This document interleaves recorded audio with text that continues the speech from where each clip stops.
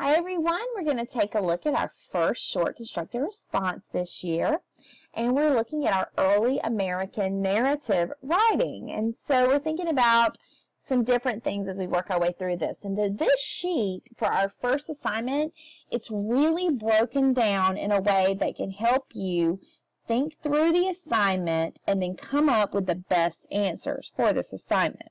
Now, we will do this again throughout the year, but every time there'll be a little less help and you'll have to do a little more on your own. But for our first one, I think that this is perfect.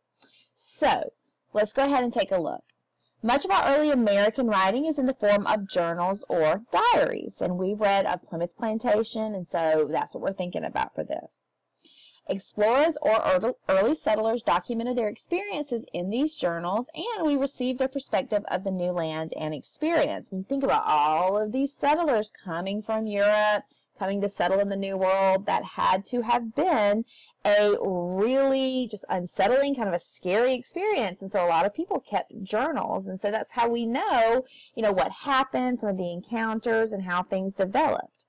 So these journals also usually become somewhat of a story, because when people are writing about their lives, they usually write about it in that memoir fashion, somewhat of in a journal, like they're telling a story about themselves. So with these ideas in mind, we're going to answer these questions, and it's going to work up to completing our first short constructed response. Now guys, if you need to use Google, Google is there for you. She's brilliant. She knows everything. So Miss Google is happy to help you. All right, so we're going to start with step one, and we're thinking about point of view. Now, hopefully you guys have looked at the videos. We've had some lessons on point of view, but we're thinking about different points of view.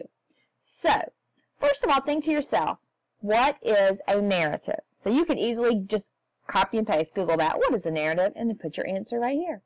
All right, then what is point of view? If you can remember that from all the things that we have gone through leading up to thinking about point of view, then go ahead and put your answer here. But if you're not sure, then go ahead and Google that as well. All right, so who is William Bradford? Well, he was the leader of the Separatists, all right? They settled at Plymouth. And he kept a detailed journey of the pilgrims, he was a pilgrim, of their fortunes. And he traveled to the New World, and they were looking for, of course, that religious freedom. And he really relied on his faith in God to guide his journey. And so everything he writes about is kind of centered around that. So thinking about this description, how do you think that will affect Bradford's point of view? Knowing what a faithful and religious man he is, how do you think this will affect his point of view? So what do you think? That's all we're asking. You want to put that right here. All right. So then you want to move on down to step two. So now we're going to think about Bradford's point of view. So we're looking at this following excerpt of Plymouth Plantation. All right, and so this journal was later collected and published as of Plymouth Plantation, and the following excerpts include modernized spelling and punctuation. So just to help you a little bit more there. All right, so he is, let me give you a little thing here. He is talking about their passage on the ship going from Europe, arriving in Cape Cod, and he's really focusing on this one sailor on the ship. All right, so let's take a look at this passage. These troubles being blown over, and now all being compact together in one ship, they put to sea again with a prosperous wind, which continued divers days together, with some encouragement unto them. Yet, according to the usual manner, many were afflicted with seasickness. And I may not omit here a special work of God's providence. There was a proud and very profane young man, one of the seamen, of a lusty, able body, which made him the more haughty. He would always be condemning the poor people in their sickness and cursing them daily with grievous execration, and did not let to tell them that he hoped to help to cast half of them overboard before they came to their journey's end, and to make merry with what they had. And if he were by any gently reproved, he would curse and swear most bitterly. But it pleased God, before they came half seas over, to smite this young man with a grievous disease, of which he died in a desperate manner, and so was himself the first that was thrown overboard. Thus his curses light upon his own head, and it was an astonishment to all his fellows, for they noted it to be the just hand of God upon him. All right, so there are some words in here you can see that are bolded. So thinking about, do you know what prosperous means? What does afflicted mean? What does haughty mean? What does execrations mean? And you're thinking about this, and you can use Google to figure out what these words mean. How did he feel about this man? What happened to this man? How did he act on the ship? And then what happened to him? All right, so you want to think about that. This man was very proud and haughty. He was mad that people were sick, and he wanted to throw them overboard and take their stuff. But then he got sick, and he died, and he got thrown overboard. So that's kind of the gist of the story here. And so you should go through, if you're not sure what some of these words mean, go ahead and look those up and put the definitions here.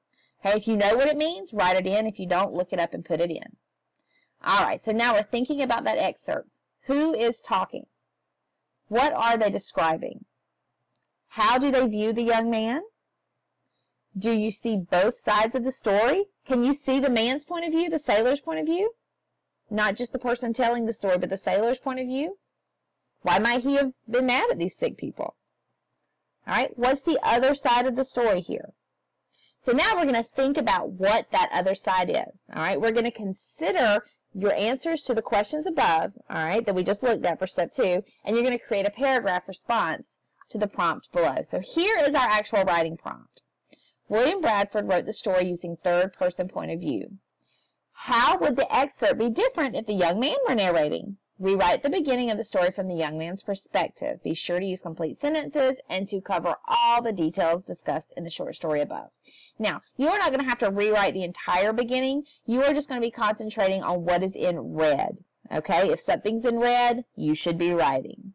So, the young man, all right? So the existing events in the excerpt, they talk about the description of the conditions of the ship. He talks about how the young man curses the sick. So you need to think about, why would he curse the sick people? Then the young man becomes sick with disease, and then he dies and is thrown overboard. So how could these events be retold from this young man, the sailor's point of view? All right, so here's an example of the first sentence could be, I am trapped on this boat with numerous sick people who are simply not pulling their weight. The journey to the New World is long, and the work will be plentiful when we arrive. So this is addressing number 1. He is describing how he sees the conditions on the ship. Okay? Now, for number 2, in the words of the young man, describes why he would curse the sick. Why do you think he would curse the sick? Think about where he is, on this ship, full of people. They're trying to make it to the New World. Why do you think he would curse the sick people? And then number 3, in the words of the young man, describe how he might feel as he falls ill. All of a sudden he realizes he's getting sick. How do you think he might feel? All right? And then he dies and is thrown overboard. So as death approaches, I realize that life is fleeting and that time is short. Compassion should be shown to all humans, and I regret failing to be compassionate towards my fellow shipmates. I plead for God's forgiveness for my sins. So guys, as you can see, you can write more than one sentence for each of these. All right? So make sure you get your point across. And also, what are we doing here? Do you see the word I? Right? We are writing in first person point of view. You're writing from the perspective of the young man. So when you come down here to complete the paragraph, just like up here, you can see there's the first part and the fourth part, and those are already done. So you are filling in the middle. Okay? You're telling us, in the words of the young man, why he's cursing the sick people and how he feels when he figures out that he's getting sick too. All right? So you're going to fill that in down here. You're just going to highlight and start typing. All right? It's fine if it stays red. That'll actually make it easier for me to see what you wrote and grade it. Remember, write more than one sentence. Get your point across and write it in the point of view of the young man. So use I and me and we, just like you would in first person point of view. So this is our first short constructed writing assignment of the year. If you have questions, please let me know.